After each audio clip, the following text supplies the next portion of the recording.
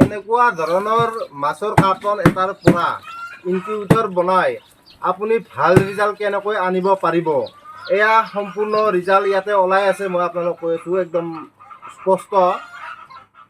মই কিন্তু প্ৰথম এনেকুৱা ধৰণৰ কাৰ্টনৰ পৰা ইনকিউবেটৰ বনাইছোঁ আৰু ইনকিউবেটৰটো বনাই তাৰ প্ৰথম মই ৰিজাল্ট পাইছোঁ আৰু তাক মই মেইনটেইন কৰি ধুনীয়া ৰিজাল্ট এটা পাইছোঁ। 115টা কণীৰ 110টা পোৱালি আছে ইয়াত, 110টা পোৱালি আৰু একদম সুস্থ সবল পোৱালি। এই দেখা পাইছে একদম সুস্থ সবল পোৱালি, একদম সুস্থ সবল পোৱালি দেখা পাইছে। ধুনীয়া, এটাও ইয়াত কোনো ধৰণৰ ডিফেক্ট বা মৰ্টেলিটি সেনেকৈ নাই। এইকেইটা বঢ়িয়া আছে।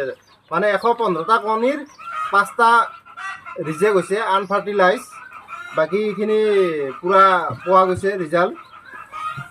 এনেকুৱা ধৰণৰ কাৰ্টন আপোনালোকে যদি বনাব বিচাৰি আছে ঘৰতে ইনকিউবেটৰ, এনেকুৱা ধৰণৰ মাছৰ কাৰ্টন এটা আনি ভালদৰে টেপ মাৰি আপোনালোকে ঘৰতে বনাব পাৰিব। কিন্তু ৰিজাল্টটো ভাল পাবলৈ হ'লে কেয়াৰটো মেইন প্ৰয়োজন, কেয়াৰটো মেইন প্ৰয়োজন। আপুনি কেনেকুৱা ধৰণৰ কেয়াৰ কৰিব লাগিব, আমাৰ কণীৰ কোৱালিটিটো মেইন লাগিব, যিটো মানে কণীৰ পাৰ্চেণ্টেজ থাকিব, মানে 6টা মাইকী মুৰ্গীত এটা মতা মুৰ্গী লাগিব।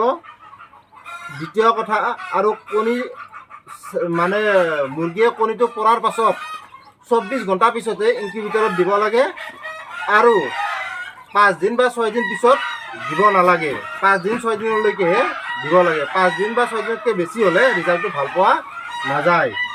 আৰু দ্বিতীয় কথা হৈছে কি, আমি যেতিয়া ইনকিউবেটৰত কণীবিলাক দিওঁ তেতিয়া কি হয়, আমাৰ যেতিয়া 16 দিন বা 17 দিন হয় তেতিয়া আমি কি কৰিব লাগে, দিনটোত 3বাৰমান পানী স্প্ৰে কৰিব লাগে, কুহুমীয়া গৰম পানী।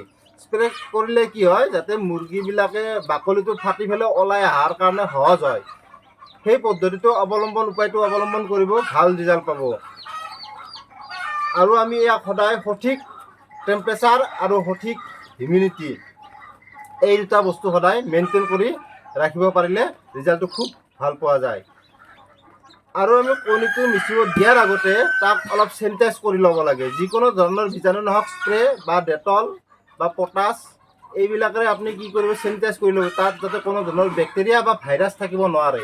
সেই বস্তুখিনি আপোনালোকে যদি এইকেইটা নিয়ম ভালদৰে মানি চলে তেতিয়াহ'লে ৰিজাল্ট নিশ্চয় ভাল পাব। ইয়াতে মোৰ মোটামুটি 95% প্লাছ ৰিজাল্ট আছে, 95% প্লাছ। গতিকে 95% এই সাধাৰণ কাৰ্টন এটাত বহুত ডাঙৰ কথা।